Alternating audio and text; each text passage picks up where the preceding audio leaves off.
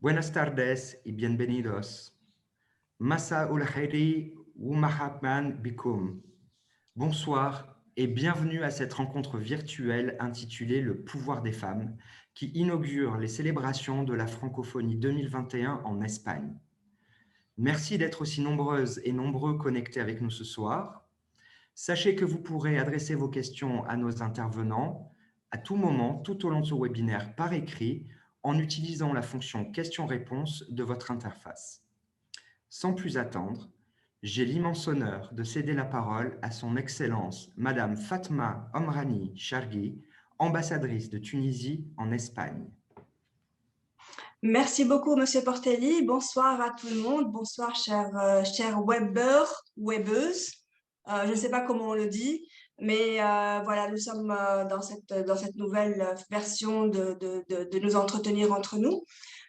Et je suis très contente donc d'ouvrir au nom des ambassades francophones en Espagne, à Madrid, cette session du mois de la francophonie avec une de ses premières activités qui justement cadre bien avec la francophonie et ses objectifs depuis la création de la francophonie dans les années 60, mais également qui cadre bien avec notre mois de la francophonie et la décision d'en faire le mois de la francophonie pour elle.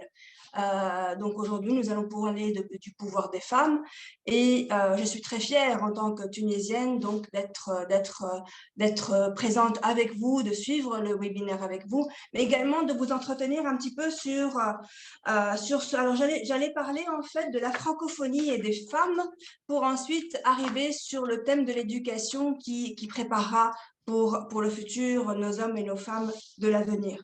Donc, merci encore une fois d'avoir choisi que la Tunisie parle au nom des ambassades francophones. Donc, lorsque je regarde les chiffres de la francophonie, je vois que selon ce qui est officiellement indiqué, nous avons à peu près 140 millions de femmes, donc près de la moitié de la population francophone comptabilisée comme francophone dans le monde, avec l'objectif d'arriver en 2050 à 350 millions de femmes qui parleront le français ou, disons, vivront dans des pays qui seront membres de la francophonie d'une manière ou d'une autre. Et pour ce qui est justement des femmes, lors du dernier sommet de la francophonie à Erevan en octobre 2018, la francophonie s'est dotée d'une nouvelle stratégie pour l'égalité entre les hommes et les femmes, les droits à l'autonomisation des femmes et des filles. Et cette stratégie, elle a une vision commune, c'est en fait de pouvoir travailler de manière concertée entre les pays francophones et entre les pays membres de la francophonie, observateurs, membres et associés, de travailler pour donner une plus grande impulsion à l'autonomisation des femmes, aux droits des femmes et surtout à l'éducation et à leur leadership, leur présence au niveau politique. Parce qu'on s'était rendu que si dans certains pays, le niveau législatif avait bien avancé, malheureusement, dans la pratique, il y a un ralentissement des progrès et parfois même, il y a également une remise en cause. Et donc, nous avons besoin aujourd'hui plus que jamais de travailler en commun sur ces objectifs qui visent à créer une égalité plus équitable entre les hommes et les femmes dans notre région. Puis est venue la Covid, nous avons vu ce qui s'est passé pendant la crise de la Covid et l'on s'est rendu compte également, selon des rapports de ONU Femmes, que les femmes et les filles ont été parmi les populations les plus impactées pendant la pandémie. Quelques chiffres de ONU Femmes: 743 millions de femmes empêchées d'aller à l'école à cause de la pandémie, ou de filles empêchées d'aller à l'école à cause de la pandémie. 2/3 de la main-d'œuvre du système de santé mondial sont des femmes. Elles ont été en première ligne pendant le travail, pendant la gestion de la pandémie et elles le sont toujours. 58% des femmes travaillent dans l'économie informelle et elles ont été en confinées ou malades et donc ça les a empêchées de pouvoir continuer à travailler et à fournir les moyens de subsistance nécessaires à elles-mêmes et à leur famille. Une augmentation de 9,1% de la pauvreté des femmes pendant la pandémie, contre une baisse qui avait été enregistrée, qui est arrivée à 2,7% avant la crise. Et donc, ces femmes dans l'économie formelle et informelle sont environ 740 millions et leurs revenus ont baissé de 60% pendant la pandémie. Donc, il y a un grand travail à faire pour redonner plus de moyens aux femmes et reprendre un peu ces objectifs qui ont été discutés à Erevan en Arménie. C'est ainsi que la francophonie a décidé donc de créer ce fonds, un fonds de solidarité qui s'appelle la francophonie pour elle, qui est adopté lors de la dernière conférence ministérielle en novembre 2020, sous la présidence d'ailleurs de la Tunisie, 59 projets dans une vingtaine de pays membres de la francophonie, pour l'essentiel africains, dont 2 projets en Tunisie. L'un d'entre eux, par exemple, s'appelle Ras Melek Fidark. Ça veut dire ton revenu est chez toi. Et donc, ça a permis à des femmes dans une région de la Tunisie de pouvoir améliorer leur potentiel pour créer des activités génératrices de revenus, pour également, disons, travailler sur le transfert du savoir-faire. Donc, il y a aujourd'hui 59 projets dans le cadre de ce fonds francophonie pour elle, et qui permet donc justement de financer des actions de terrain, accès aux femmes et aux filles au développement économique, à l'éducation, à la santé, à la citoyenneté et à la formation dans un certain nombre de pays de l'Afrique, des Caraïbes et au Liban. Mais l'un des deux thèmes porteurs de ce séminaire aujourd'hui, c'est également l'éducation. Et aujourd'hui, la francophonie a inscrit dans ses traités que chaque francophone doit pouvoir avoir accès à une éducation et une formation de qualité, et notamment dans l'objectif d'être une véritable passerelle vers le développement et l'emploi. Et c'est ainsi que depuis 2015, il existe l'Institut de la francophonie pour l'éducation et la formation, et un certain nombre d'autres agences de la francophonie, telles que l'Agence universitaire de la francophonie, l'Université Cédar Senghor d'Alexandrie, qui ont permis de développer un certain nombre de programmes et d'initiatives pour structurer nos activités communes pays francophones en matière d'éducation et de formation. Et je pense que mes collègues et amis universitaires auront beaucoup plus à ajouter sur ces points-là que moi-même personnellement. Et dans ce domaine de l'éducation des filles constitue une épine dorsale. Bien sûr, on sait quel est l'avantage d'éduquer mieux les filles, au-delà de leur propre éducation et de leur propre travail sur leur estime, sur leurs moyens de revenus, leurs sources de revenus. Nous savons que cela permet d'améliorer aussi bien la santé que le développement économique et, d'une manière générale, les systèmes éducatifs dans le monde. Malheureusement, encore aujourd'hui, dans beaucoup de pays, l'alphabétisation des femmes est encore très, très, très faible. Et dans certains pays, les niveaux d'apprentissage et les taux d'achèvement des cycles scolaires sont beaucoup plus faibles chez les filles que chez les garçons, avec malheureusement une tendance vers la baisse également ici. Donc, moins de filles à l'école et moins de filles qui sont scolarisées et qui arrivent à achever des cursus scolaires ou pour très souvent ne même pas arriver à un cursus universitaire. Je me permettrai de donner quelques mots sur la Tunisie. Je sais que mon ami Salwa Hamlouni va en parler de manière beaucoup plus développée. En Tunisie, la scolarisation des filles a commencé déjà depuis le 19e siècle et le premier établissement pour filles musulmanes a été créé en 1900 à Tunis, pour les filles d'ailleurs de l'Afrique du Nord française.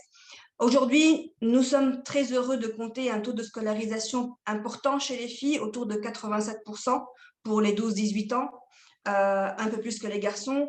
Et dans les universités, c'est 65% de filles qui sont à l'université aujourd'hui en Tunisie. Elles forment également la moelle épinière d'un grand nombre de corps tunisiens, tels que bien sûr le corps enseignant, le corps des soignants, donc aussi bien médecins que le personnel de santé, mais également le corps des magistrats, le corps des journalistes, etc., etc. Donc, nous sommes très fiers de cela. Et la Constitution de 2014 est venue encore renforcer cette parité homme-femme, puisque elle est inscrite aujourd'hui en Constitution, et a inscrit le droit à l'éducation comme étant un droit inaliénable.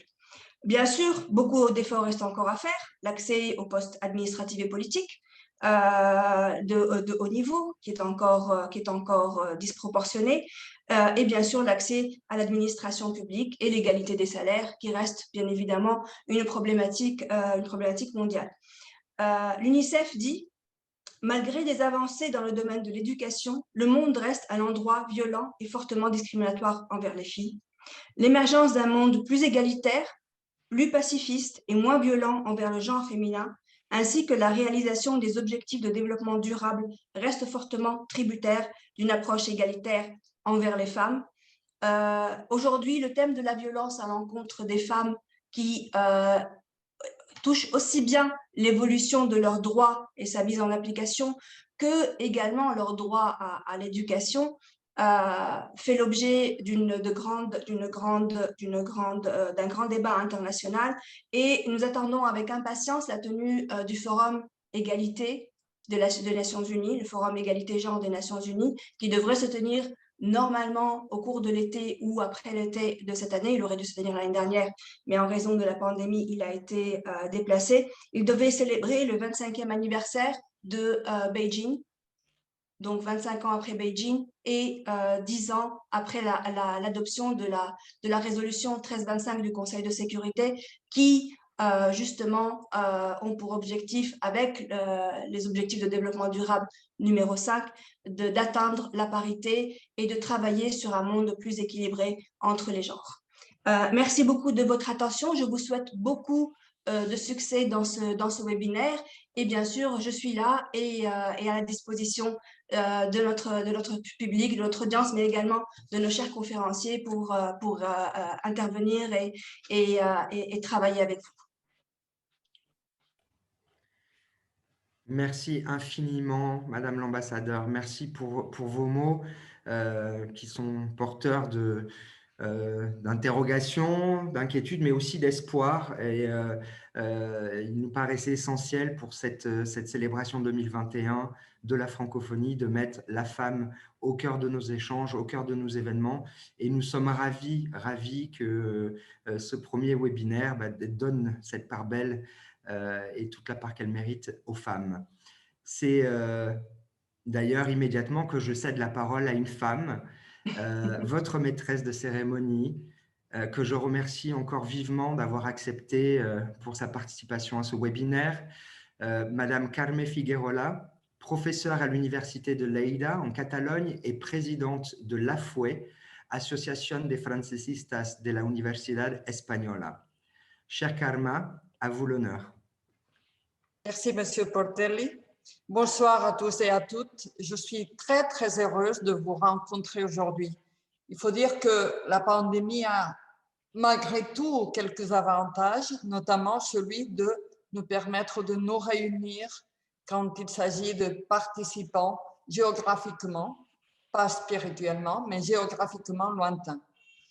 Alors, tout d'abord, permettez-moi, pour notre audience, de présenter les intervenants à cette table ronde, mais vous comprendrez que je ne donnerai qu'un très, très simple aperçu de leur qualité pour ne pas leur voler un temps qui est précieux, et vous en bénéficierez beaucoup plus avec eux qu'avec moi. Donc, quand vous voyez les noms inscrits sur l'écran, pas besoin de faire signe, mais je vais commencer par Vicente Enrique Montes. Il a l'avantage d'être facilement repérable. Et il faut dire qu'il vient de l'Université d'Oviedo et qu'il s'intéresse à la littérature orale africaine, notamment aux romans africains, en français et en espagnol. Et en plus, qu'il collabore avec une ONG, donc il pourra nous éclairer très bien sur les rapports qu'une institution comme l'institution académique universitaire peut avoir avec des institutions ou des organisations extérieures à ce monde de l'enseignement réglé, et qui sont de plus en plus fréquentes à l'université. Donc, merci d'être là. Il y a ensuite Isabel Esther González, elle vient de l'université d'Almería. Elle enseigne la langue française à l'université et donc sa recherche porte sur la littérature francophone, notamment la littérature francophone africaine et les langues de spécialité. Et ce sont les deux volets qui vont être récupérés, si je ne me trompe pas, lors de son exposé. Merci encore aussi. Ensuite, Encarna Medina Arjona, qui vient de l'université de Jaén, où elle enseigne essentiellement la littérature française. Elle a une recherche qui est nombreuse sur des aspects divers du 19e et du 20e siècle, mais notamment, je voudrais souligner qu'elle a travaillé sur les écrivaines françaises, sur la mémoire, sur la transmission de la culture et les patrimoines. Et je voudrais signaler aussi qu'elle est chevalier des palmes académiques, donc ce qui indique ses efforts pour la promotion de la langue, littérature et culture française et francophone. Et je dirais un petit secret, c'est qu'elle est aussi écrivaine, donc elle va nous éclairer à propos de tous ces volets. Et ensuite, je passerai aussi la parole à Ángeles Sirven, qui est professeure de littérature française à l'université d'Alicante. Elle aussi, elle a reçu la distinction des palmes académiques, donc ce qui est déjà une merveilleuse carte de présentation, n'est-ce pas? Et il faudrait dire qu'elle travaille dans le contexte de la théorie littéraire, notamment sur Roland Barthes. Elle a travaillé sur le récit français et les écrivains et philosophes francophones. Et en plus, elle dirige le groupe de recherche écrivains d'expression française et genre, donc très pertinent pour aujourd'hui. Merci beaucoup.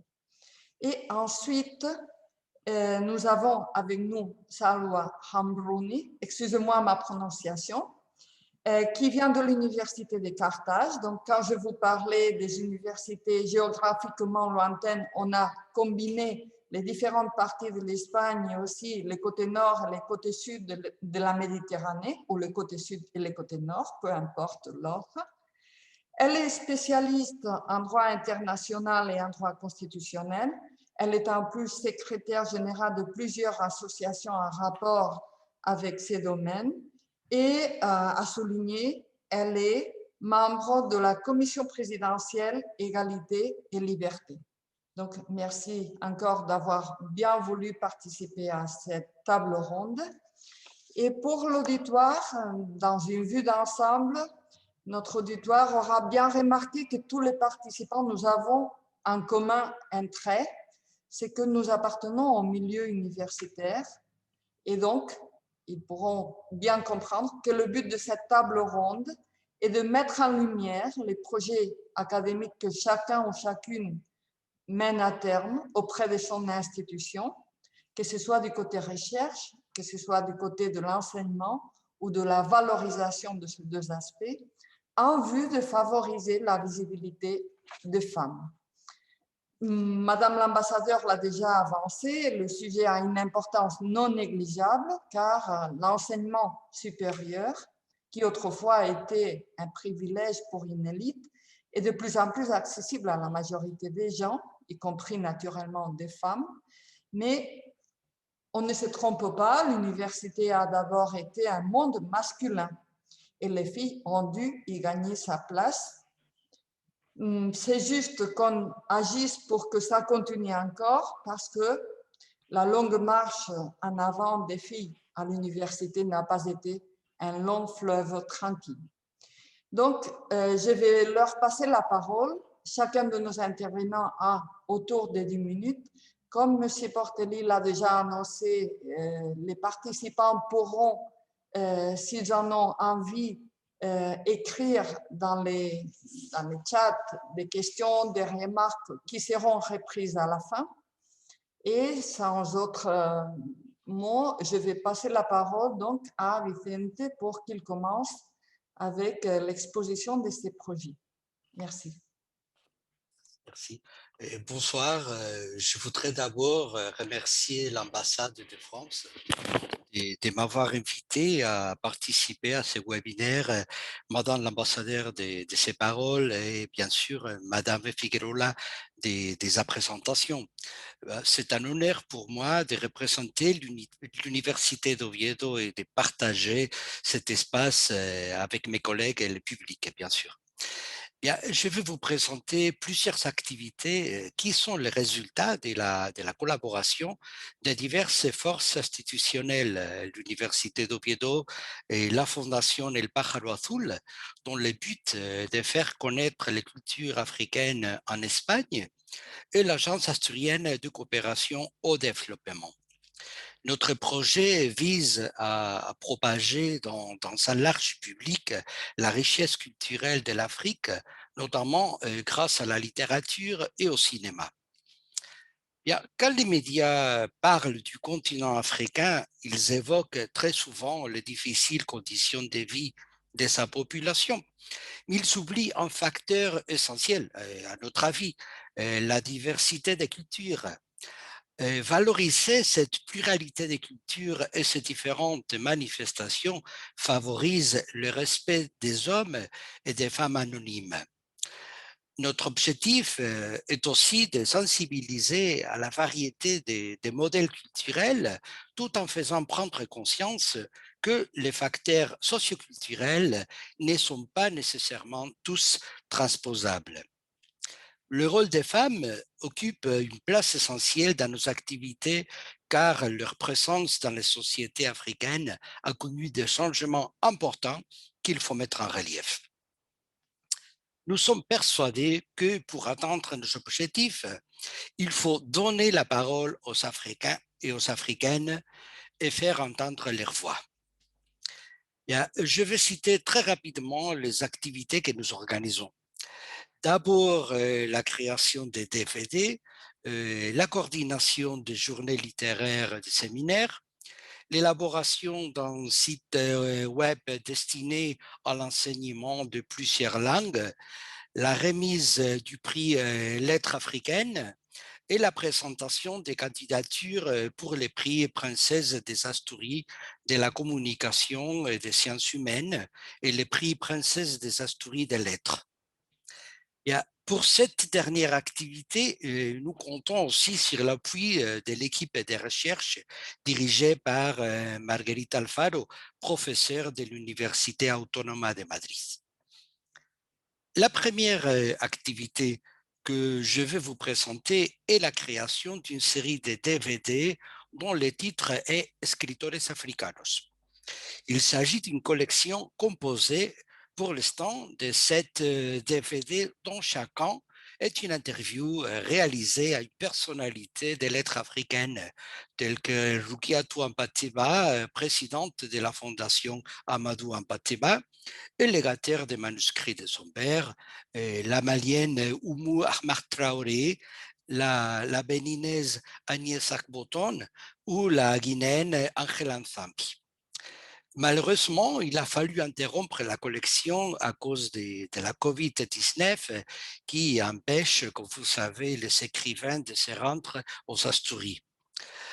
Un exemplaire de chaque disque optique qui a une durée de 30 minutes se trouve à la Bibliothèque nationale d'Espagne, mais le public peut le visionner sur YouTube. Si vous cherchez sur YouTube série Escritores Africanos, vous trouverez tous les enregistrements. Je suis le scénariste de la collection et moi je m'occupe aussi du sous-titrage afin que les vidéos puissent être comprises par les publics francophones et de langue espagnole. Notre deuxième activité est l'organisation des journées littéraires qui réunissent des auteurs africains de plusieurs pays. Cette année, nous avons invité à participer plusieurs écrivaines telles que l'ivoirienne Tanela Boni, Zahra Asnaoui ou Remei Sipi. En prenant la parole, elle nous présente un vaste panorama de la société africaine et reflète les multiples préoccupations des femmes de notre siècle. Qu'elles soient romancières, essayistes ou poètes, elles revendiquent le contrôle de leur propre vie et prendre part beaucoup plus activement à l'organisation de nouvelles sociétés adaptées aux aspirations d'une Afrique plus indépendante. Des séminaires consacrés à l'analyse des littératures africaines se sont déroulés parallèlement sous les titres Femmes africaines, apparence, réalité et contexte, et l'Afrique, écriture et identité. 14 chercheurs venus de plusieurs pays, dont 10 étaient des femmes, ont abordé la production orale et écrite du continent africain. L'équipe de recherche Extraños Cosmopolitas, dirigée par Isabel Carrera, a participé très activement au développement des séminaires. Des cycles de conférences précèdent généralement les journées littéraires afin d'analyser des phénomènes sociaux actuels tels que l'immigration, le racisme ou le féminisme africain. Hélas, il faut le dire, parmi le public, il n'y a pas beaucoup de jeunes et nous nous demandons comment faire pour que la jeunesse se rende aux salles où les débats se déroulent. Une quatrième activité est la création du site web Lectura, Escritura y Oralidad, Lenguas Extranjeras, dont le but est l'enseignement de plusieurs langues étrangères par le biais de littérature. Mais un objectif secondaire est la promotion d'une politique d'égalité entre l'homme et la femme dans la société en créant des activités qui favorisent la rupture des clichés de genre. Nous croyons que pour enseigner les langues étrangères telles que le français et l'espagnol, toute didactique servant des textes littéraires s'avère très utile. Par l'intermédiaire des littératures africaines, nous abordons des sujets comme la polygamie, l'immigration ou la conciliation de la tradition et la modernité. Par exemple, nous avons élaboré des activités centrées sur un récit de l'écrivaine sénégalaise Nafissatou Diadiouf, où la métonymie occupe une place essentielle et laisse voir les clichés concernant la femme. Parmi ces exercices, nous comptons des enregistrements qui accompagnent les textes littéraires et qui permettent d'apprécier les différents accents de la francophonie. D'autre part, nous avons voulu donner connaissance publique à tous ces gens qui diffusent les littératures africaines grâce à des blogs, des revues ou à l'édition de volumes littéraires. Ce prix s'appelle Letras Africanas, Lettres africaines. En 2020, nous avons récompensé les efforts de la revue littéraire Licencia Poética, qui a publié des volumes consacrés à la poésie africaine. Et pour finir, depuis un mois, nous proposons plusieurs candidatures au prix Princesse des Asturies pour récompenser la production littéraire de quelques écrivaines africaines. Eh bien, j'espère, j'étais peut-être un peu rapide, mais j'espère vous savoir clairement montrer comment 3 institutions peuvent réunir leurs efforts et agir ensemble de manière plus visible et efficace pour créer un espace où les Africains en général et les femmes en particulier prennent la parole afin de montrer leur vision de l'Afrique, ses rapports au monde. La littérature s'avère ainsi un excellent moyen d'oser dire et de se dire en évoquant l'Algérienne Maïssa Bey pour affirmer une variété d'identités souvent ignorées en Europe. Je vous remercie vraiment de votre attention. Merci beaucoup. Je vous remercie. Pendant que vous parliez, nous avons partagé les liens vers les sites que vous aviez cités. Donc, je suis sûre qu'on pourra ensuite en reparler avec le public. Et je vais passer le tour maintenant à Isabel Esther González. Merci.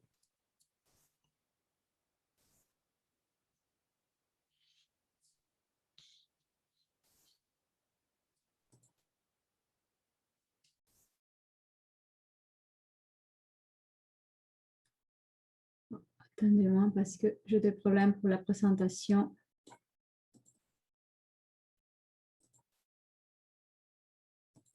Je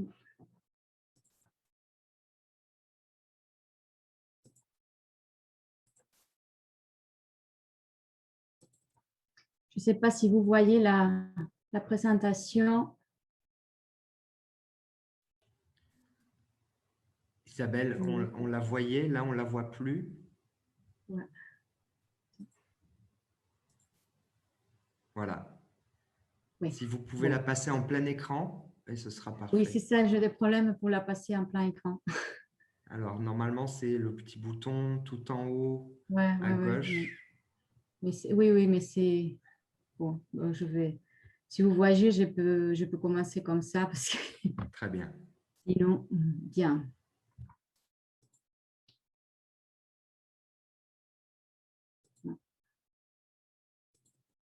Bon, c'est son...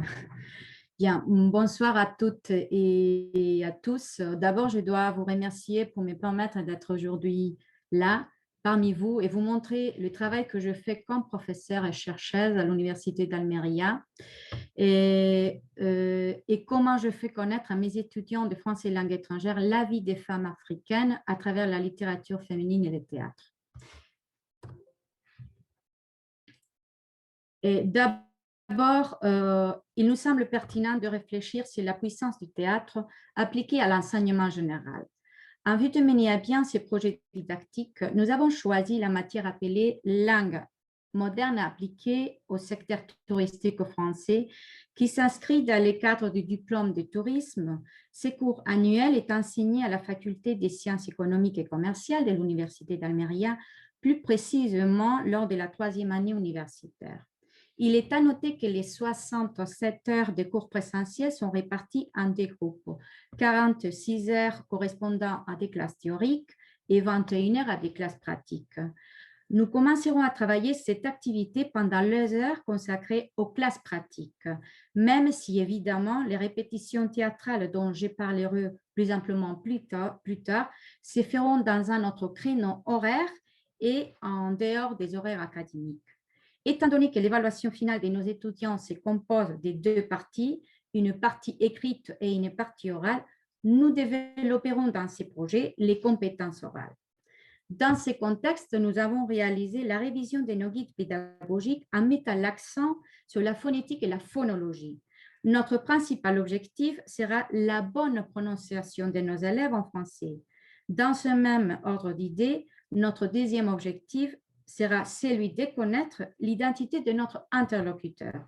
En effet, si notre finalité est d'avoir une communication fluide, nous devons partager le même canal linguistique et nous devons être tout à fait conscients du contexte social de notre communicateur, car cela nous permettra d'avoir un échange culturel sans ambiguïté entre deux individus d'origine différente. En définitive, quel est notre objectif?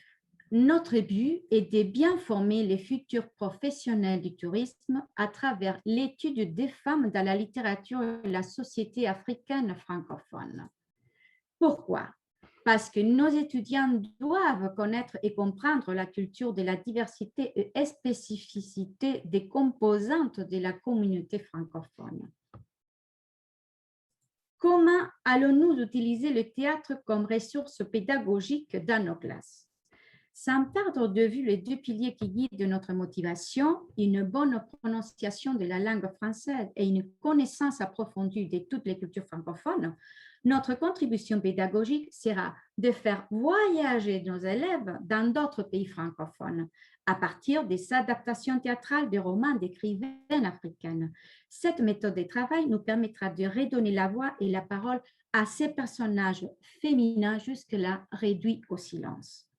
Si les écrivaines choisies dans notre sélection de textes prennent leur plume pour écrire le quotidien de leur peuple, nous serons les porte-paroles, les griottes ou les troubadours du récit que ces femmes nous racontent en première personne en langue française. Le résultat du travail de cet atelier sera la représentation dramatique d'une pièce de théâtre qui aura lieu la semaine du 23 avril de chaque année académique journée du livre et jour férié de la faculté des sciences humaines de l'Université d'Almeria. La langue de notre représentation théâtrale sera le français. Le lieu, l'Aula Magna de la faculté des sciences humaines, adapté à cet effet, avec des tables mobiles, rideaux et un éclairage de scène. Nous ne serons pas les seuls à monter sur scène ces jours-là. Les étudiants du diplôme d'études anglaises adapteront avec leurs professeurs une œuvre en anglais et les élèves d'espagnol langue étrangère et du diplôme d'études hispaniques feront autant en espagnol. De cette façon, nous atteindrons un des principaux objectifs proposés par les groupes d'innovation pédagogique auxquels nous appartenons et qui s'appelle Sur scène le théâtre en tant que ressource pédagogique.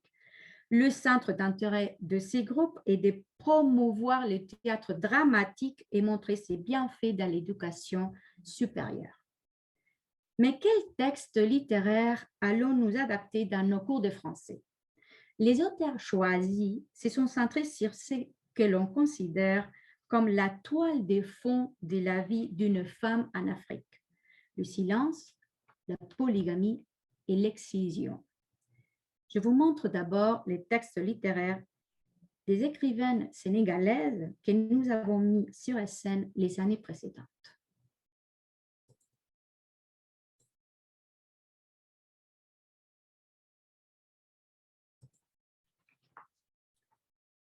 Dans ces textes, Mariam Ba nous parle de la polygamie et de la perspective très large sur ce qui constitue, par certaines femmes africaines, un conflit moral et interne et ce qui représente pour beaucoup d'autres le respect de la tradition. Et Avatiam, qui détaille l'excision à partir d'entretiens avec deux femmes africaines de toutes les couches sociales. Chacune parle d'elle-même, isolée chez elle, et sans rien savoir du reste du monde. Ce qu'elles vivent, à leurs yeux, est tout à fait normal puisqu'elles sont nées femmes. Cependant, le fait de prendre la parole et d'en parler avec leurs propres mots constitue déjà une prise de conscience. C'est la première fois que des femmes africaines, n'appartenant à aucune association, décrivent la réalité de leur existence, de leur quotidien. C'est le grand mérite de ces romans, de donner la parole aux voix silencieuses de l'histoire.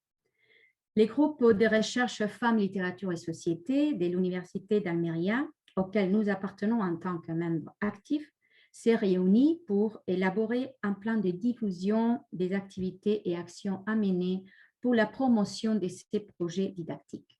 De là est venue l'idée de sortir du cadre universitaire et nous avons créé une pièce de théâtre représentée dans une petite ville d'Almeria, Los Gallardos, où habitent des femmes sénégalaises. Pour cela, nous avons dû traduire en espagnol l'adaptation théâtrale d'une si longue lettre de Mariam Ba. Ce micro-théâtre a eu lieu lors de la première conférence sur les femmes célébrée le 8 mars dernier, où nous avons également pu profiter d'une table ronde avec la présence de femmes sénégalaises. Un spectacle musical et de danse a clôturé cet événement en fusionnant les flamencos et la danse du ventre. Voici quelques moments de l'événement.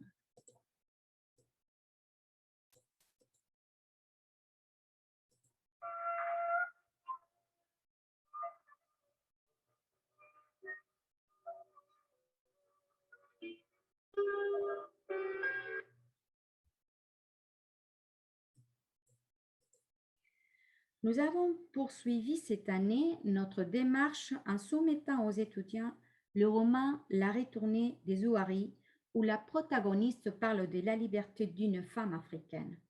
Le texte littéraire que nous travaillons actuellement avec nos étudiants appartient à des écrivaines maghrébines, comme Zouari.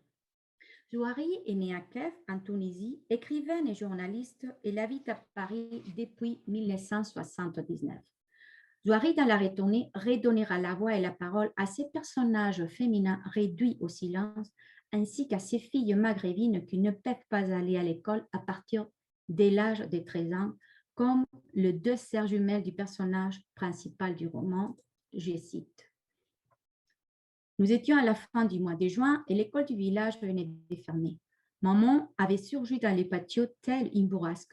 « Viens ici, Bouddha !» Maman tenait d'une main un pain et dessinait de l'autre la chambre des jumelles. « Sors-le de là, balaie s'il le faut, mais confisque-moi leur cartable. » Je connaissais la sévérité de ma mère, mais pas cette violence dans la voix. J'observais la scène à 2 pas. Les jumelles avaient couru derrière lui. Elles avaient tenté de reprendre leur cartable, lui avaient griffé les mains en vain. Bouddha avait atteint le centre du patio où montaient déjà les flammes du four. Maman avait tout observé, les visages fermés. Elle avait commandé et Bouddha avait jeté lentement mais sûrement les crayons, les gommes, les feuilles, le livre. Je regardais la scène avec le même visage incrédule. Je me souviens exactement de ce que j'avais murmuré ce jour-là dans l'oreille de Dieu. Je te prends à témoin de ce qui vient de se passer. Maman ne me fera jamais ça, jamais. Et puis la narratrice est partie et s'est exilée en France où elle est devenue mère d'une fille libre. Elle représente aujourd'hui la voix et la parole de ces femmes africaines qui sont réduites au silence. Mais en raison de la COVID-19, nous avons dû arrêter les répétitions théâtrales que nous avions déjà commencées en décembre 2019.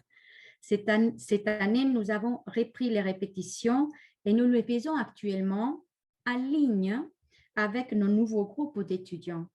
Comme cette adaptation théâtrale de la retournée des Ouaris ne pourra pas être représentée, nous réaliserons un court-métrage qui sera diffusé sur les sites internet de l'Université d'Almeria ainsi que dans d'autres médias plus généralistes à l'extérieur du milieu universitaire. Malheureusement, on ne sait pas quand nos étudiants pourront se réunir pour réaliser ces courts-métrages. Pour conclure, les étudiants participants ont apprécié cette initiative pédagogique de manière très positive, non seulement les compétences linguistiques acquises et l'amélioration de la communication orale en langue française, mais aussi son caractère interdisciplinaire.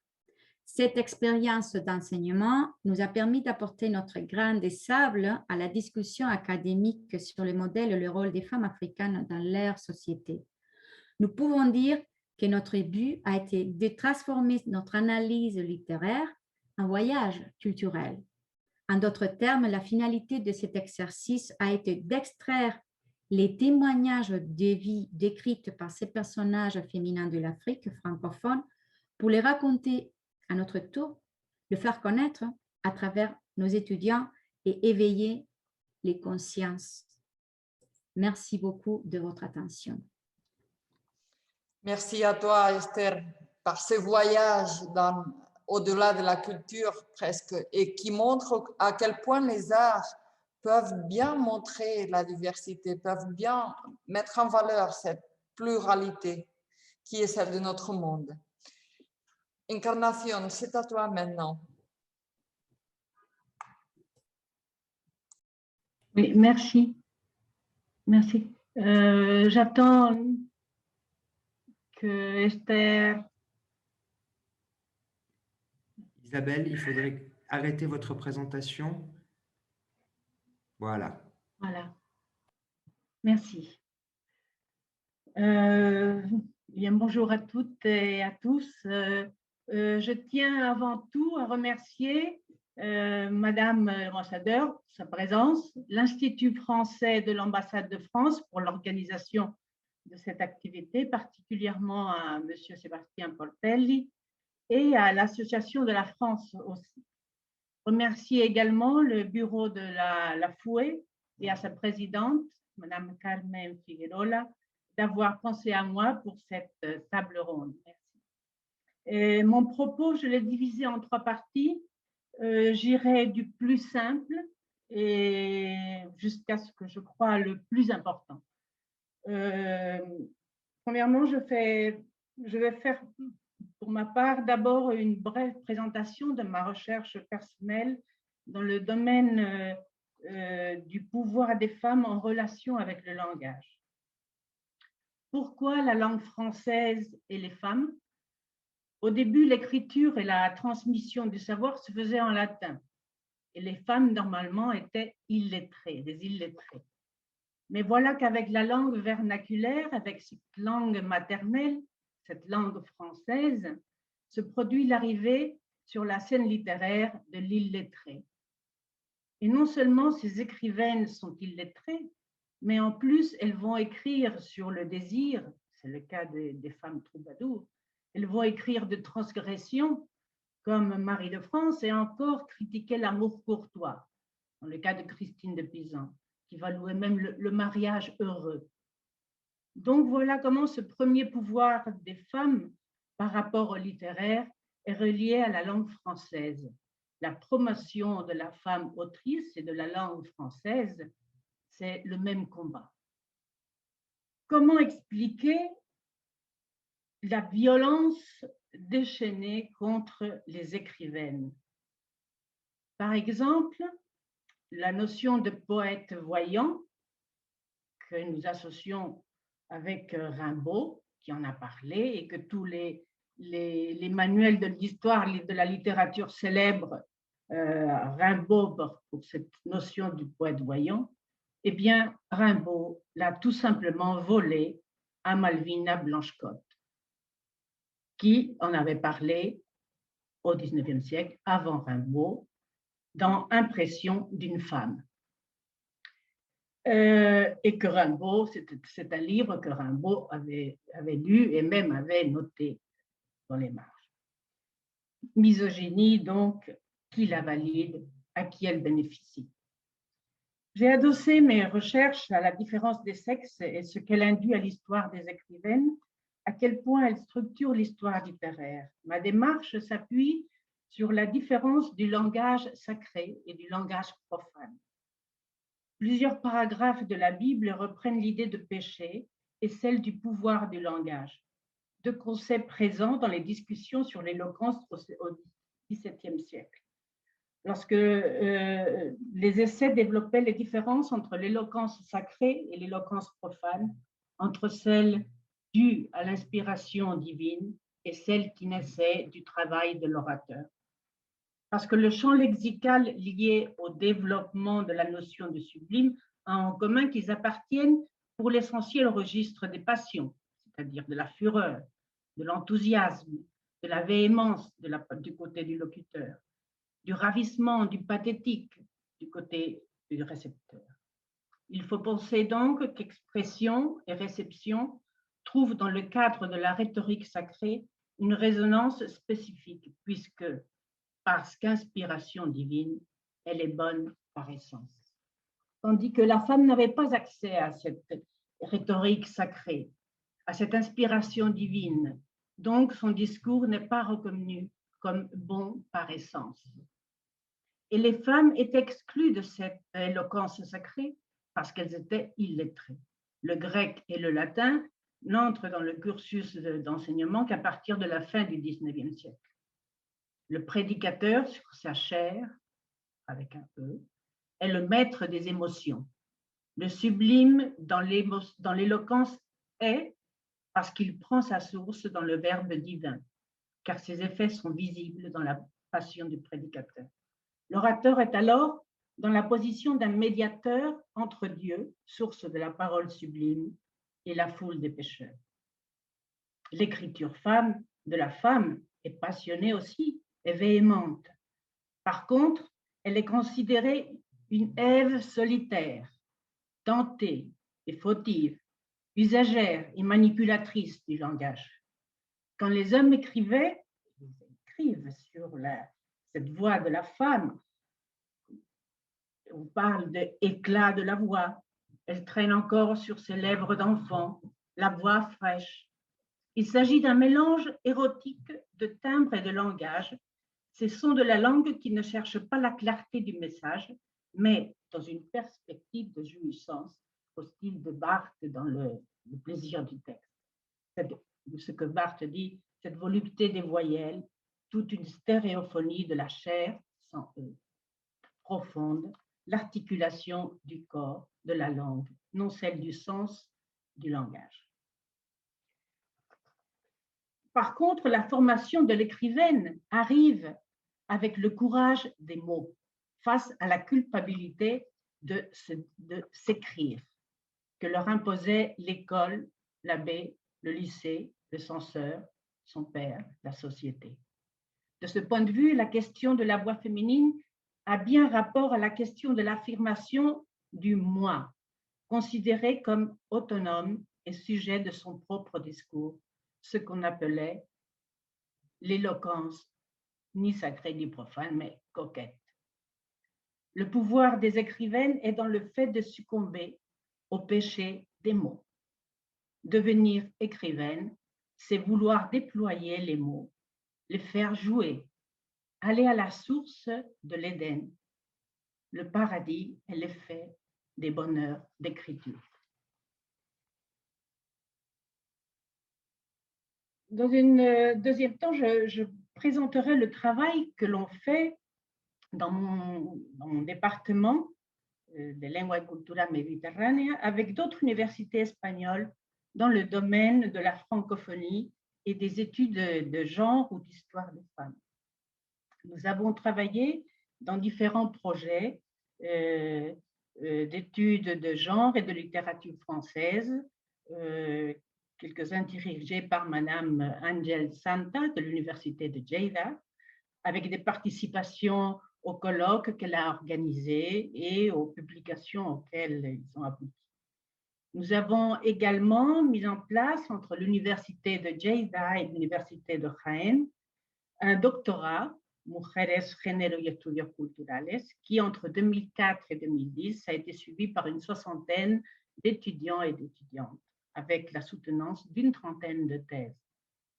Et à partir de cet enseignement de troisième cycle sont nées les journées internationales Mundo de Género, Territorio de Escritura, dont nous avons célébré très récemment la 9e édition avec la participation de Esther, de Carmen, d'Ángeles.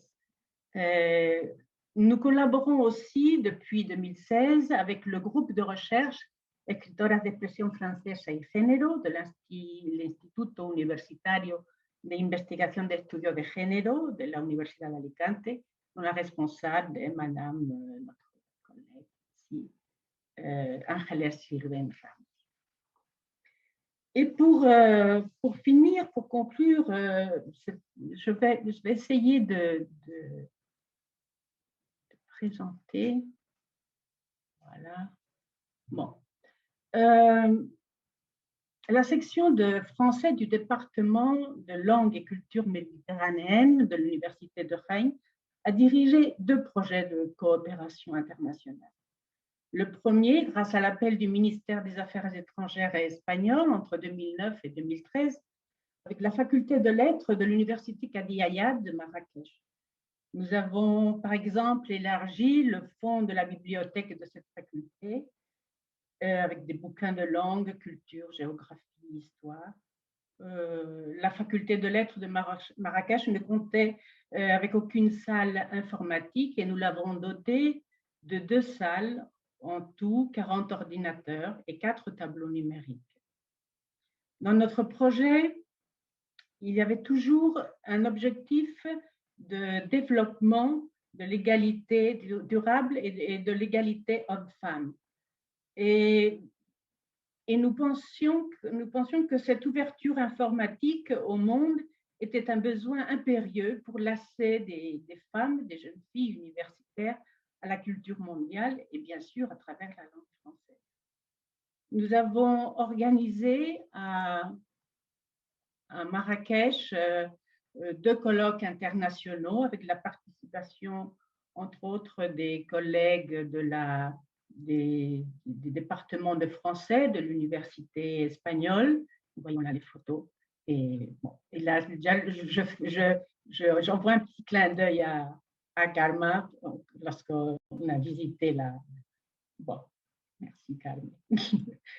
L'autre projet, avec le soutien de la Junta d'Andalucía, avec les universités brésiliennes de UFRD et Université Dourados et Paraná respectivement. Ce projet nous tient particulièrement à cœur parce que les besoins d'égalité de la femme sont redoublés par une différence très marquée de classe sociale et même triplée par une différence en raison de la couleur de la peau des femmes, des petites filles brésiliennes. Nous faisons maintenant partie de la cátedra UNESCO, Diversidad Cultural, Género y Fronteras de Dourados, et nous y avons organisé des séminaires sur les études de genre, des cours magistraux, des journées d'études. Je suis très fière de présenter ces photos avec la participation des jeunes universitaires brésiliennes.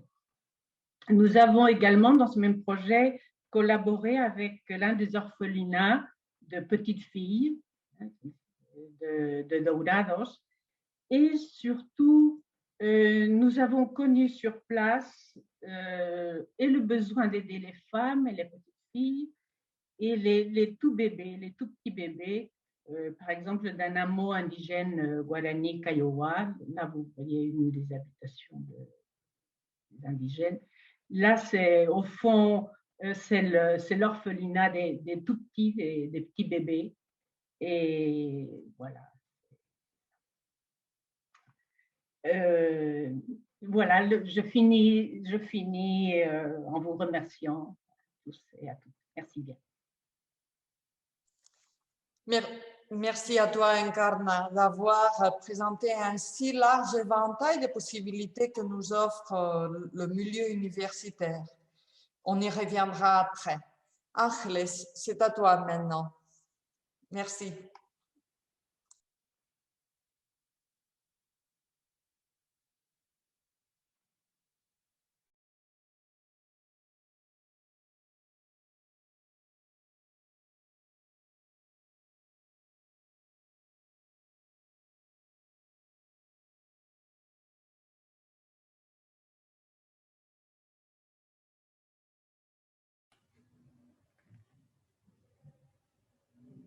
Karma?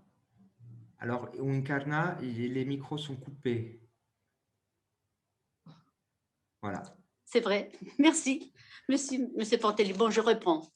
Je disais bonsoir à toutes et à tous et je voulais tout d'abord remercier l'ambassade de France à Madrid et particulièrement vous, Monsieur Portelli, et pour votre invitation à participer dans ce webinaire organisé dans le cadre des célébrations de la francophonie 2021.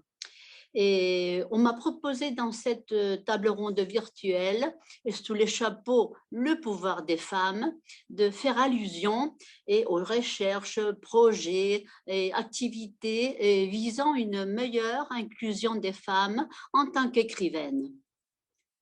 Nous nous sommes bien engagés à l'Université d'Alicante dans la visibilité des femmes et en ce qui nous concerne et des femmes écrivains. Nous sommes bien conscients sur la problématique du genre et cela est déjà bien évident dans les universités qui, telle celle d'Alicante, a créé des observatoires sur le genre et dans les différentes facultés et même des vice-présidences et actuellement el vicerrectorado de Igualdad, Inclusión y Responsabilidad Social. Des différents instituts de recherche aussi se sont mis en place. Et notre institut universitaire de recherche dans les études de genre est de caractère pluridisciplinaire et appuie les initiatives de recherche scientifique dans les études sur les femmes et le genre. Dans notre faculté des lettres, et particulièrement la section d'études françaises, nous avons eu une conscience particulière d'investissement, disons, de la nécessité et de visibilité de textes et des recherches sur les écrivaines d'expression française. C'est à ce propos qu'on a organisé depuis le siècle dernier, et c'est littéral car on a commencé en 1997, un séminaire bisannuel Femmes Littérature. dans lequel ont participé de nombreuses écrivaines et chercheuses françaises et des pays francophones. On ne peut pas les citer toutes, mais bon, au moins Hélène Cixous et Annie Leclerc, dans la littérature subsaharienne, et Pierrette Herzberger-Fofana, qui était la première à établir un corpus des écrivaines francophones, pardon, de l'Afrique noire. Et en ce qui concerne la littérature québécoise, au moins citer la présence de l'écrivaine et essayiste Nicole Brossard. Bon, les thèmes concernant les femmes et les genres sont déjà habituels, comme nous le savons tous, toutes en master et en doctorat, mais bien moins au niveau des licences. En ce sens, nous nous considérons pionnières dans l'Université d'Alicante dans ce besoin de visibiliser la contribution réelle des femmes écrivains dans le monde de la culture, mais depuis déjà la licence. Ainsi, l'ancienne licence de philologie française a offert aussi depuis les dernières années du XXe siècle une matière sur escritoras francesas en la historia de la literatura, qui se maintient actuellement dans notre grado de estudios franceses en tant que littérature française et genre. Nous sommes fiers de notre engagement dans la formation intégrale et plus juste de nos élèves en ce qui concerne l'histoire littéraire et l'histoire culturelle. Pendant des années, les écrivaines ont été quasiment absentes dans le manuel d'histoire de la littérature. Il a fallu donc un investissement, des efforts dans la recherche pour faire valoir la production d'un grand nombre d'écrivaines et de philosophes. Nous avons la satisfaction que de différentes promotions, générations de nos étudiants et étudiantes aussi, ont pu avoir accès depuis plus de 20 ans à une réalité, disons, voilée pendant longtemps. À savoir, et le véritable rôle est que les écrivaines, et dans ce cas-ci, les écrivaines d'expression française ont eu au long des siècles dans le monde culturel et intellectuel, ainsi que les différentes causes pour lesquelles on a maintenu dans l'oubli tellement de noms et de productions importantes. En définitive, la satisfaction d'accorder une vision plus juste de l'histoire littéraire, celle de nos écrivains, mais aussi de nos écrivaines. Il faut que les étudiants, que les étudiantes sachent que la conscience sur la condition des femmes, sur la valeur et le pouvoir des femmes n'est pas l'or du féminisme, ou disons des féminismes du XXe siècle. Que des auteurs ou des autrices telles que Christine de Pizan, elle était déjà citée par Encarnación, et Christine de Pizan, déjà à la fin du Moyen-Âge, avec une solide formation intellectuelle, a été un très bel exemple d'auto-affirmation comme femme et comme auteur, et qui a su s'opposer à la pensée misogyne des grands auteurs de son époque. Que non pas seulement nous devons à Marie de Gournay, et c'est beaucoup, l'édition des essais de Montaigne, mais qu'elle a été aussi une grande humaniste qui a maintenu une correspondance assidue avec les grands humanistes européens et qui nous a laissé un grand nombre d'articles sur toutes les préoccupations du moment. Qu'à travers les salons, bien des fois des noyaux d'une véritable formation, les femmes ont réussi un pouvoir intime et public en même temps, et où se sont forgées bien des réflexions sur la future révolution. Qu'il y ait des auteurs tels que Manon Roland ou Olympe de Gouges, celles-ci non pas seulement l'auteur de la Déclaration des droits de la femme et de la citoyenne, mais aussi l'auteur de plus de 30 pièces de théâtre et d'écrits politiques, et qui se sont bien engagées dans la vie politique de son temps, l'une et l'autre méritant pour cela la guillotine. Que le romantisme a fait beaucoup de mal aux femmes et aux femmes auteurs, en prônant les vertus de leur sexe et en les subordonnant encore dans la vie culturelle du XIXe siècle, comme Encarna et d'autres, vous savez bien. qu'il y a eu un formidable essor dans la production littéraire et essayistique à partir du dernier tiers du XXe siècle.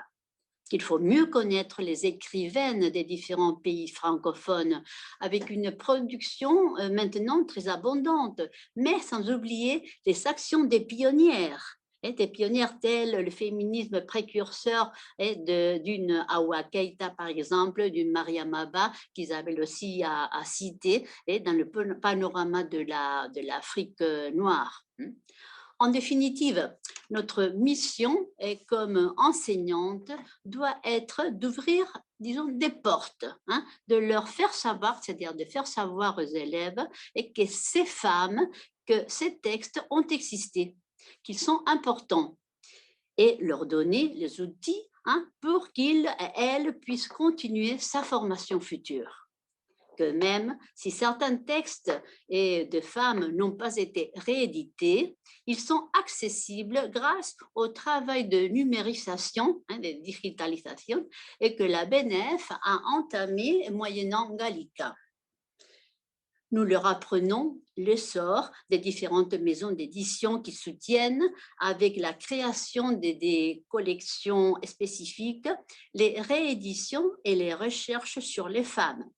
Que ce soit dans les éditions Honoré Champion, par exemple, avec la collection Littérature et Genre, que ce soit, je ne cite que des exemples, la belle initiative de notre collègue dans cette table ronde, Encarna Medina, avec la collection La Perspective textuelle et qu'elle dirige dans les éditions L'Harmattan. Il faut rappeler et mettre en valeur des initiatives comme celle de Martine Redd de proposer aux éditions Gallimard, et pour favoriser la lecture des textes des écrivaines françaises, la collection Folio 2 €. Alors, voyez qu'avec ce prix très modeste, 2 €, on a publié et fait connaître 20 textes de femmes. C'est une très belle initiative à mon avis, et pour un large public de divulgation de textes de femmes de différentes époques. Il faut mettre en relief aussi le travail important des associations comme celle de la CFR, Société internationale pour l'étude des femmes de l'Ancien Régime, et qui développe un grand dictionnaire et des autrices françaises, ainsi que la publication des différentes pièces de théâtre des écrivaines, et un genre qui, quant à elle, est encore très, très méconnu. Nous ne cessons pas dans notre objectif, dans notre engagement et dans la visibilisation et étude des femmes écrivains. En décembre 2019, nous avons dédié le numéro 34 de la revue Féminismos précisément à l'état présent de la recherche en littérature française et genre, bilan et nouvelles perspectives, où nous avons fait connaître, et Encarna aussi a participé, nous avons fait connaître les recherches dans des différents domaines sur les écrits de femmes et du genre. Nous y avons annoncé la parution à ce moment-là imminente d'une très belle publication, très importante publication, les 2 volumes d'une histoire culturelle des femmes en littérature, coordonnée aussi par Martine Redd dans les éditions Gallimard. Nous avons créé aussi dans ce numéro un répertoire des recherches sur les femmes écrivains et des différents membres de notre association nationale AFUE, et dont la présidente Carmen Figueroa nous accompagne aujourd'hui, des recherches qui ont été exposées dans les colloques que l'association a encouragés tout au long des années. Bon, je vais conclure déjà en disant qu'il ne s'agit pas seulement d'un engagement féministe, féministe pour faire valoir les femmes qui le méritent, mais aussi de justice dans la recherche scientifique et dans la contribution réelle des femmes à l'histoire de la culture. Merci de votre attention. Merci à toi, Ángeles, d'avoir rappelé et évoqué tant d'activités foisonnantes autour de la femme et de la femme écrivain. Je ne voudrais pas voler plus de temps et je passerai donc la parole à Salwa Hamrouni.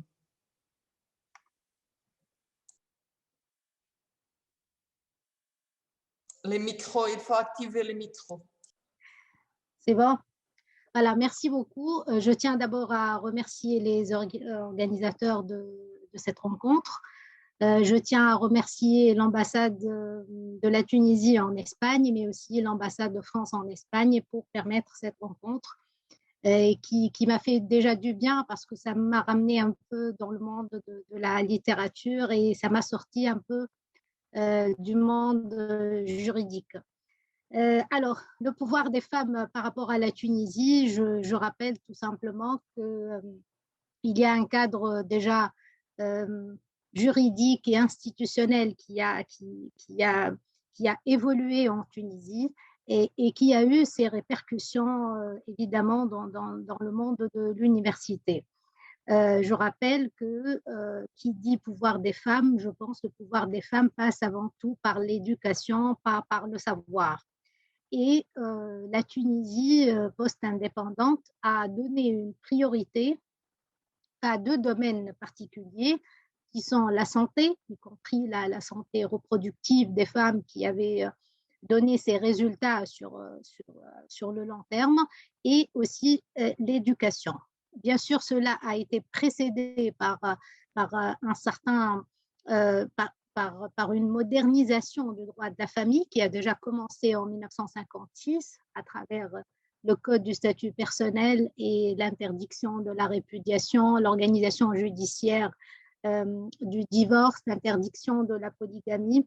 En fait, c'était un peu un féminisme d'État, mais qui a été ensuite accompagné ou repris un peu par la société civile à travers des associations qui, depuis longtemps, ont commencé à chercher d'autres alternatives à l'émancipation des femmes. Je tiens aussi à rappeler que la constitution tunisienne de 1959 n'a pas consacré de dispositions spécifiques aux femmes, contrairement à celle de 2014. Donc, la nouvelle constitution, c'est vrai, a consacré un pas quand même assez important en termes d'égalité, déjà au niveau du texte, ce qui permettra à la société civile, aux femmes de revendiquer plus de droits, un article qui prévoit clairement l'égalité entre citoyennes et citoyens. Il y a aussi un autre article dans la Constitution qui traite de l'égalité, de la parité, de la protection des droits acquis de la femme, mais aussi de l'égalité des chances entre hommes et femmes pour l'accès aux diverses responsabilités et dans tout le domaine. Et il y a aussi une exigence de lutter contre la violence faite aux femmes. Donc, il y a un contexte constitutionnel ou une base constitutionnelle qui permet à l'université d'aller de l'avant pour plus d'égalité. Il y a aussi l'article 33 qui parle des libertés académiques, qui garantit les libertés académiques, et il y a une confirmation aussi à propos du droit à l'éducation et comment est-ce qu'on est tenu de préparer les générations à une culture sensible aux droits humains. Alors, comment est-ce que tout cela a été pris en considération par rapport aux femmes au sein de l'université? Moi, je vais parler d'expériences que nous avons dans mon institution, mais je précise qu'il y a eu, bien avant la Révolution, des masters d'études féminines qui se sont spécialisés dans la question genre bien avant 2011. Aujourd'hui, nous avons aussi un master à l'université, à la faculté de la Manouba, je pense, sur le genre, culture et société. Donc, c'est un master qui est spécialisé. Alors, dans notre faculté, on n'a pas de master spécialisé qui est dédié au genre, mais on a plusieurs formes de contribution à cette sensibilisation des étudiants, d'abord de la nécessité d'avoir une approche genre par rapport à tous les domaines, mais c'est une aussi prise de conscience de l'importance de la discrimination, des dégâts qui sont donnés par la discrimination, Si je rappelle tout simplement que les deux tiers des diplômés du supérieur sont des femmes, mais pour le chômage, les femmes sont presque le double de l'homme.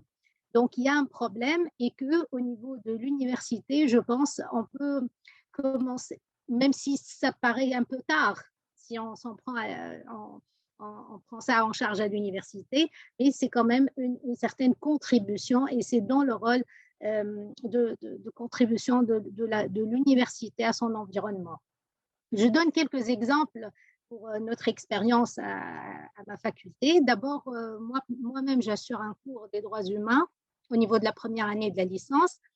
Et ça fait quand même quelques années, je n'avais pas cette introduction avant, mais depuis quelques années, j'ai consacré d'abord, il y a eu un changement sur l'intitulé du cours parce que nous sommes influencés par la tradition française et donc on appelait ça cours des droits de l'homme et des libertés. Maintenant, c'est un cours des droits humains et je prends assez de temps au niveau de l'introduction pour parler le pourquoi de ces droits humains. La question ne se pose pas en arabe, mais en français. On revient à l'histoire française, à Olympe de Gouges, à la question de l'écriture inclusive et donc et tous ces aspects qui sensibilisent parce que le langage n'est jamais neutre et le langage, donc la discrimination peut déjà passer à travers la langue. Donc, il y a cet aspect-là, à part tous les aspects relatifs à l'égalité, dans l'absolu, au principe juridique de l'égalité. Alors, nous avons également, comme je co-dirige un master sur les droits humains également, c'est un master professionnel, donc il est ouvert plus à le profil que nous avons, c'est plus la société civile, c'est des gens qui travaillent dans la société civile, qui sont engagés dans la société civile et qui veulent avoir des outils leur permettant d'agir. Et donc, qui viennent s'inscrire dans ce master.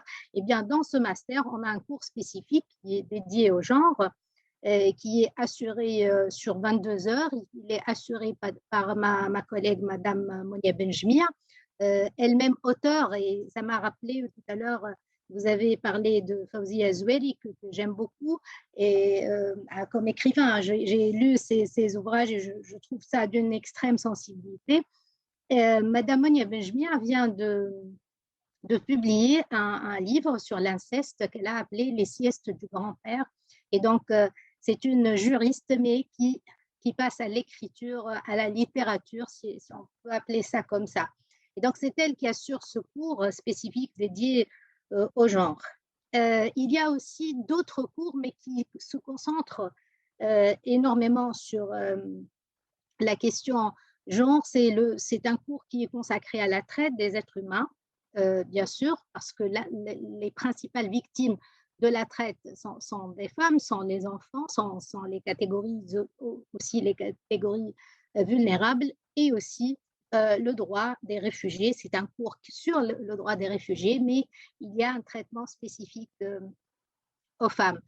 Nous avons aussi dans la faculté, je viens de citer l'article 46 de la Constitution qui met à la charge de l'État l'obligation de lutter contre la violence. On a eu une loi contre la violence à l'égard des femmes et suite à cela, on a fait une clinique juridique. C'est une clinique juridique de droit pénal, mais qui est dédiée à la lutte contre la violence faite aux femmes. Donc, c'est un travail qui se fait avec la société civile, qui offre la possibilité aux étudiants en droit pendant leur cursus et sous la direction, bien sûr, d'enseignants, de travailler sur des cas réels en collaboration avec des avocats, des ONG, des institutions nationales ou internationales sur la question donc de la violence faite aux femmes, sur l'accès à la justice, sur l'assistance judiciaire aux femmes victimes de violences. Et donc, je pense que cette clinique, ça permet quand même d'établir un lien entre les études théoriques et le monde réel et la société civile, et ça sensibilise énormément les étudiants à ces questions.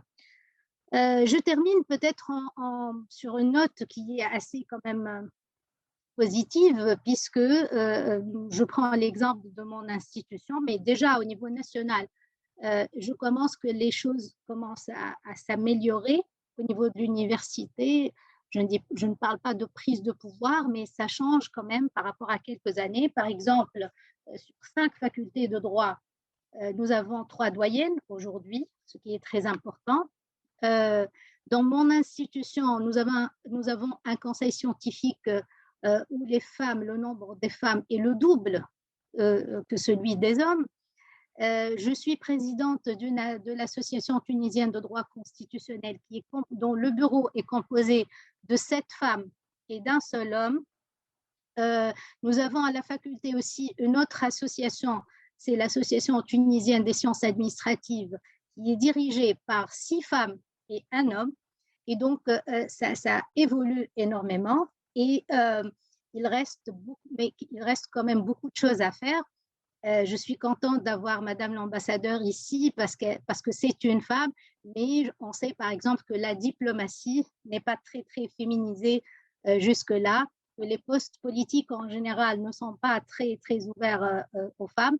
Et je pense que les études, les recherches, que l'université peut faire avancer les choses parce que c'est des études qui sont scientifiques, mais dont le but, c'est d'agir sur la prise de décision et de changer la société. Je pense foncièrement qu'on peut changer la société à travers l'université. Voilà, je m'arrête là, mais si vous avez des questions, j'ai envoyé un petit texte pour être distribué après, mais si vous avez des questions, je suis prête à vous répondre. Et merci beaucoup. Merci à vous, c'était vraiment très intéressant et je trouve que ça complétait beaucoup les points de vue des autres participants parce que la volonté des femmes et des femmes écrivains a beau vouloir être, mais sans le côté législatif et judiciaire, c'est difficile parfois d'y arriver. Alors, merci à tous d'avoir très bien respecté le temps d'intervention. Nul doute que vos interventions auront capté l'attention de notre auditoire. Je n'ai pas vu de questions, mais les questions peuvent encore être posées.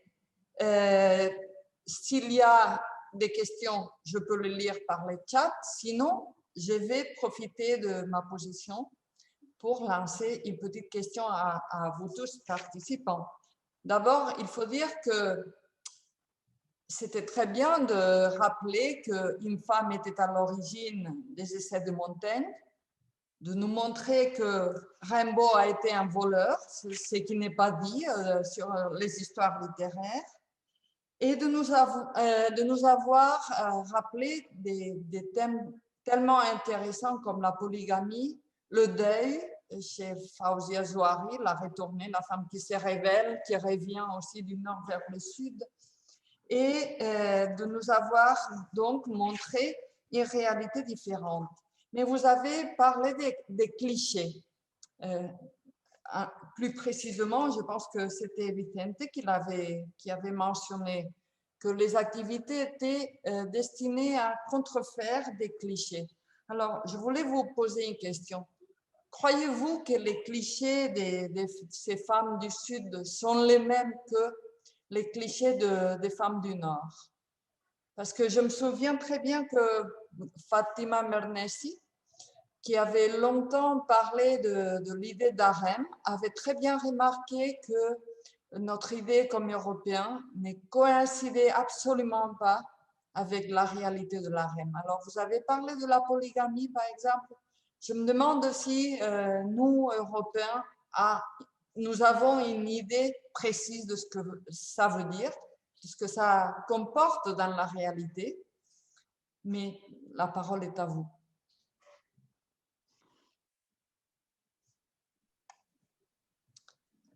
Bien, bonsoir Karma. Oui, bon, je pense que ce sont des réalités tellement différentes que les clichés sont aussi très différents. C'est pour cela que je pense que quelquefois les écrivaines africaines sont assez critiques aussi avec les femmes européennes. Et puis donc aussi on parle des féminismes aussi très différents. Je pense qu'il y a pas mal de différences entre les féminismes européens et les féminismes africains. Et alors, moi, j'ai constaté souvent dans la salle des conférences qu'il y a un petit conflit parce que alors là, les écrivaines africaines, ils disent que voilà que leur lutte est bien différente. Et je ne sais pas si vous êtes d'accord, mes collègues, mais je pense qu'il y a en fait, il faut parler des féminismes pluriels. Et alors là, donc tous ces féminismes ont des clichés spécifiques et différents. Vous permettez? Oui. Oui, alors oui, je pense que je suis partiellement d'accord sur ça. C'est mon sentiment en tout cas. C'est peut-être pas prouvé scientifiquement, mais je pense on peut partager. Il y a plusieurs clichés qui sont partagés tout simplement parce qu'ils sont tous issus de caractéristiques qui sont communes à toutes les sociétés patriarcales. Parce que à des degrés différents, qu'on soit en Europe, en Afrique ou dans n'importe quelle région du monde, il y a toujours, au fond, un certain conservatisme par rapport à la question des femmes. Bien sûr que ça prend des formes différentes. Je pense même que parler comme ça dans l'absolu d'un féminisme africain, ça ne rend pas vraiment compte d'une réalité homogène, je veux dire, ni même européen d'ailleurs.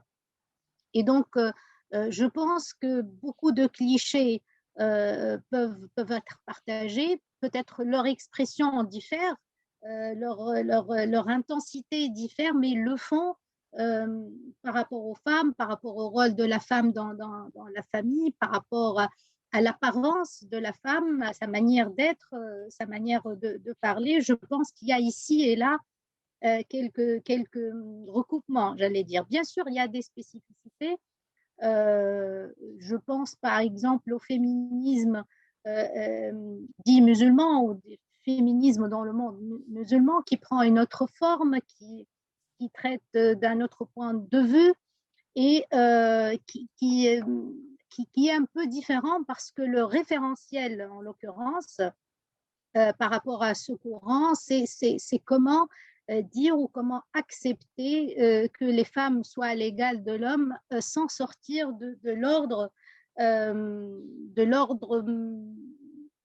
culturel, disons, qui est établi et sans sortir de la religion, pour dire les choses crûment. Donc, c'est ça peut-être la spécificité. Et même là je pense, par exemple, pour la Tunisie, il y a des mouvements dans ce sens.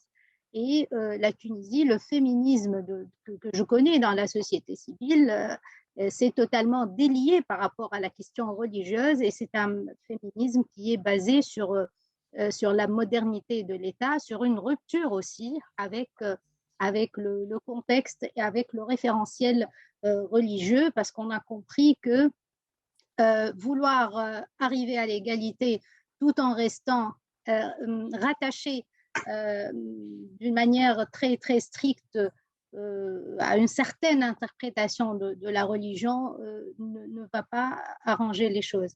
Et donc, il y a des points communs, mais il y a certaines spécificités. Et je peux dire même que dans le monde arabe, par exemple, il y a une différence entre le féminisme en Tunisie, le féminisme en Égypte, le féminisme au Maroc, et chaque pays a une évolution historique un peu qui explique cela. Moi, j'ai parlé tout à l'heure du féminisme d'État et je pense que ça a beaucoup aidé les femmes tunisiennes à se débarrasser de ce complexe identitaire et de revendiquer tout simplement un principe universel qui est l'égalité, tout simplement. Salwa, si vous permettez, puisqu'on est en Tunisie pour l'instant, il y a quelqu'un du public qui a demandé si vous pouvez préciser si le droit civil tunisien a fait une modification concernant la succession ou l'héritage pour qu'il soit égal entre hommes et femmes. Malheureusement, non, pas encore. Vous m'avez présenté tout à l'heure comme membre de la commission de la COLIB, qui est la commission qui a préparé le projet de loi sur l'égalité, mais dans l'héritage. Et malheureusement, ce projet de loi n'a pas été adopté par le pouvoir législatif. Et c'est un projet qui a été qui a suscité énormément de débats. Je pense que c'est déjà ça, parce que la question de la succession était avant discutée dans des cercles féministes un peu restreints, un peu fermés. Je pense que déjà, le point positif, c'est que depuis ce rapport, on a commencé à traiter de l'égalité dans l'héritage publiquement. Ce qu'on voudrait, c'est d'en parler sereinement aussi, parce que jusque-là, en fait, malheureusement, comme c'est une question qui est intimement de la religion, et vous comprendrez donc pourquoi j'ai fait allusion tout à l'heure à la rupture avec la lecture du texte tel qu'il est, parce que le texte, si on ne le met pas dans le contexte, ça nous donne le statu quo, c'est-à-dire on va rester dans la discrimination. Mais jusque-là, cette loi n'a pas été adoptée et ça reste quand même un champ de bataille pour les femmes tunisiennes. Pas seulement les féministes, je pense, même pour les hommes tunisiens qui croient que les êtres humains naissent libres et égaux. Merci. Est-ce que nos autres intervenantes veulent ajouter un propos ou une remarque? Je pense qu'on a une petite minute. Bon, moi, pardon, moi, avec cette 30 secondes, j'avais quelques exemples, mais moi, je pense qu'il y a un seul féminisme aussi, comme Madame Salwa ou Khan. Il y a un seul féminisme avec plusieurs niveaux, espaces de lutte, moments de lutte différents. Et j'ai pris des notes, si on avait le temps. Une thèse qu'on a dirigée à l'Université de Rennes avec une doctorante palestine qui a fait sa thèse sur les territoires occupés, les associations de femmes dans le territoire occupé, et leur lutte était bien différente d'une autre qui a fait une thèse sur les femmes du monde rural à Rennes. Tous féministes, mais avec des motivations bien différentes et des niveaux différents, parce qu'il y a un contexte social, économique, politique mais même, je pense aussi à ces travaux au Brésil où les petites filles noires ne sont pas comme les petites filles blanches. Donc, leur féminisme, quand elles vont grandir, ne va pas être le même que celui des blanches. Ou même le féminisme qu'on pourrait commencer, si jamais on peut commencer à travailler avec les femmes indigènes, ne sera jamais comme les femmes de la ville, parce que les petites filles indigènes n'ont pas le droit d'aller dans les rues des villes du Brésil. Donc, il y a différents niveaux, très différents niveaux. Merci. Merci donc. Je voudrais finir cette séance en remerciant d'abord les participants de leur contribution, d'avoir respecté les normes, d'avoir participé à ces partages en définitive des deux choses essentiellement pour moi, de nous montrer comment l'enseignement supérieur donne les choix aux femmes, donne des opportunités, nous permet de mener une vie indépendante, mais à quel point cette voie de changement est remplie encore de défis pour permettre aux femmes d'accéder à de nouveaux postes. Et je voudrais aussi remercier aux auditeurs qui ont suivi les expositions. Et je tends la perche à l'ambassade parce que vous voyez bien que nous sommes bavards quand il s'agit de sujets intéressants. Alors, l'année prochaine, pour la francophonie, il faut que ce soit une journée pour la femme et que ça dépasse largement 1 heure. Enfin, je vous remercie et à la prochaine, j'espère. Merci infiniment, Karma. Merci à tous nos intervenants. C'est toujours une réelle frustration, ces temps de parole limitée. Effectivement, vous avez raison, surtout quand on a un débat aussi intéressant. Nous vous promettons de penser à des formules pour l'année prochaine ou à d'autres événements qui nous permettront de vous donner davantage de temps de parole. Des personnes, des auditeurs sur le chat nous ont demandé des références, des listes d'auteurs, etc. Nous allons travailler après le webinaire avec tous les collègues pour voir comment nous pourrons partager au mieux l'information avec nos chers auditeurs. Avant de clôturer ce webinaire, j'aimerais céder la parole à Madame l'ambassadeur de Tunisie, qui, je pense, est toujours présente avec nous. Oui, oui, je vous vois, ça y est. Oui, merci beaucoup. Je suis toujours là. J'ai suivi le webinaire pendant toute sa durée. Vraiment très intéressant. Et je pense que, comme vous l'avez dit, Madame Figueroa, une journée ou un peu plus de temps de toutes les manières et un peu plus de structuration, en faire quelque chose peut-être un peu plus développé. Et nous sommes à votre disposition, bien sûr, avec mes collègues à l'ambassade pour travailler sur ce sujet. Et je pense que vous avez compris que l'ambassade de Tunisie voulait s'impliquer davantage dans des activités de francophonie. Par contre, je voulais juste conclure de mon côté pour ce qui me concerne sur la préparation du sommet de la francophonie qui se tiendra à Tunis en novembre prochain, le 20 et 21 novembre. Vous savez que le thème, c'est la diversité dans la connectivité, travailler sur le numérique et sur la connexion entre les pays de l'espace francophone. Cela passe également à travers peut-être un point de travail sur la question du genre dans la connectivité. Nous avons vu combien pendant la pandémie, parce que nous avons à ce moment-là vu l'importance de la contribution du web dans les débats publics, combien il était plus facile de trouver des femmes connectées et que l'on pouvait se connecter davantage aux femmes grâce à ce travail du numérique. Donc, je pense qu'il y a une grande ouverture très positive à travers le prochain thème du sommet. Voilà. Merci infiniment, merci. Il est temps de nous quitter. Vous verrez sur le chat, je viens de copier-coller le lien vers la programmation complète des événements de la francophonie 2021 en Espagne, co-organisée donc en partenariat avec toutes les ambassades francophones présentes en Espagne. Petit appel pour nos auditeurs. Le prochain webinaire aura lieu le vendredi 12 mars à la même heure. Ce webinaire vous apportera une vision, une plongée dans l'entrepreneuriat féminin en temps de Covid. On espère vous retrouver nombreux lors de ce webinaire, nombreux et nombreuses, bien évidemment. Un immense merci à tous nos participants, nos participantes et à tous nos auditeurs. Nous vous souhaitons une très, très belle soirée et un magnifique week-end francophone. Au revoir. Au revoir. Merci, Au revoir. merci à Merci. tous et à toutes. Au revoir. Merci. Merci. Au revoir. Au revoir. Gleich, on disait gleich.